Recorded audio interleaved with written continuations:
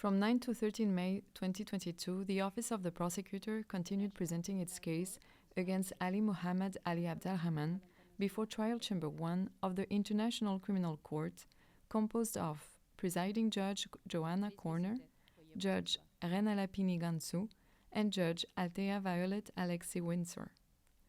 Mr. Abd-Al-Rahman is an alleged leader of the Janjaweed militia and is accused of 31 counts of war crimes and crimes against humanity allegedly committed in Darfur, Sudan between August 2003 and at least April 2004.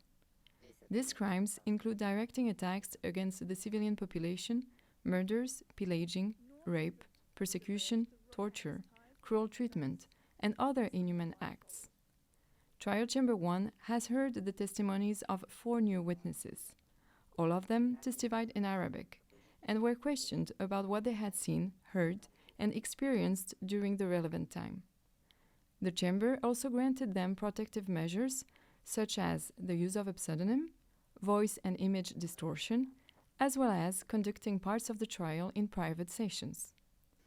The witnesses were questioned by a representative of the prosecution accompanied by senior trial lawyer Julian Nichols, followed by legal representative of victims Natalie von Wistingansen.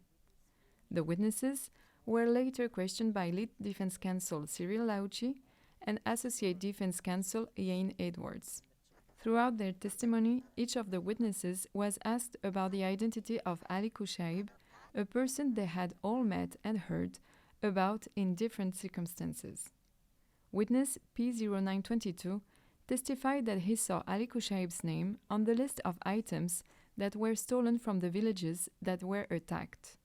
This document was shown to the witness in the courtroom but was not displayed publicly. The items on the paper, on the list, we were talking here about 2003, and they went through Garcila to bring food items. So these are food items that are brought to the IDPs. After coming back, there is a khor called Khor Manga, the Valley of Manga. So they saw the Janjaweed, and the Janjaweed took all the food items.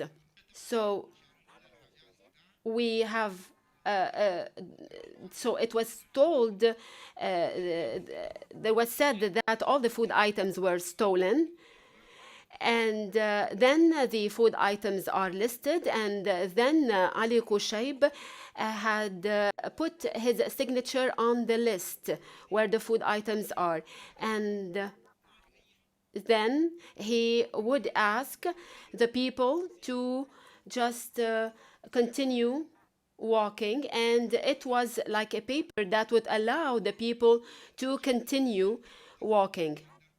So this is a document that is a proof of what the people had in terms of food items. And we have an original copy. This is not the original copy. And then we continued walking, and then I asked a colleague of mine to keep the paper or to keep the list. The legal representative of victims asked the witness about the impact the incidents had on his life. Before the attack, people were living calmly, were at ease.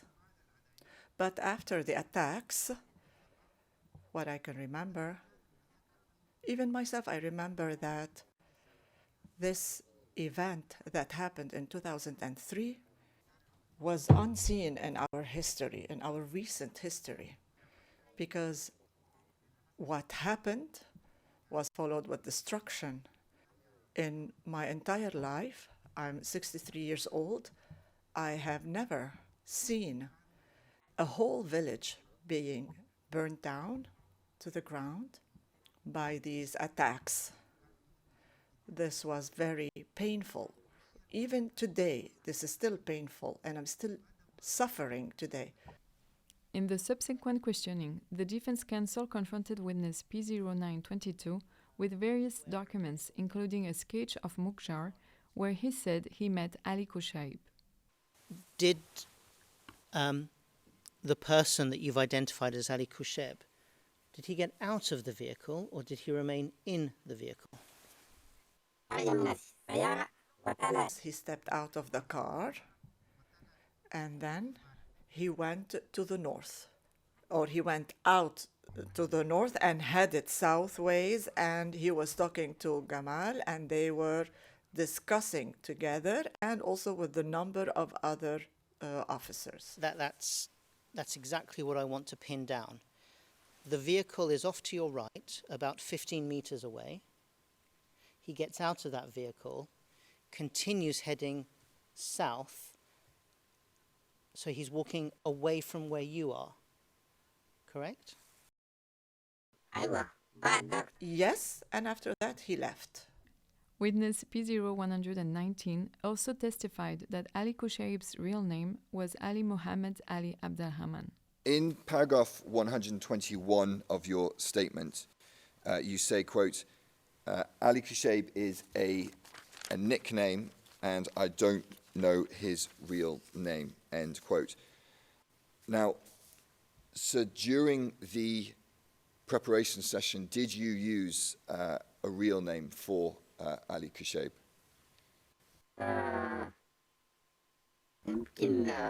Maybe in 2018, following the events that took place, I started asking about his name and I found his real name, which is Ali Muhammad Abd-Al-Rahman, known as Ali Kushaib. In response to this, the defense counsel pressed the witness for more details about Ali Kushaib's name. Knew since 2007 that the prosecution suggest that Ali Kushaib and Abd-Al-Rahman are the same man, and you had never confirmed that to the prosecution before last week. I would like to clarify to you, we call each other by nicknames and not by real names. Since the beginning of the trial on the 5th of April until the 13th of May 2022, 11 witnesses have testified. The trial in the case of the prosecutor versus Ali Muhammad Ali Abd-Al-Rahman continued on 12th June 2022 with the testimonies of new witnesses called by the prosecution.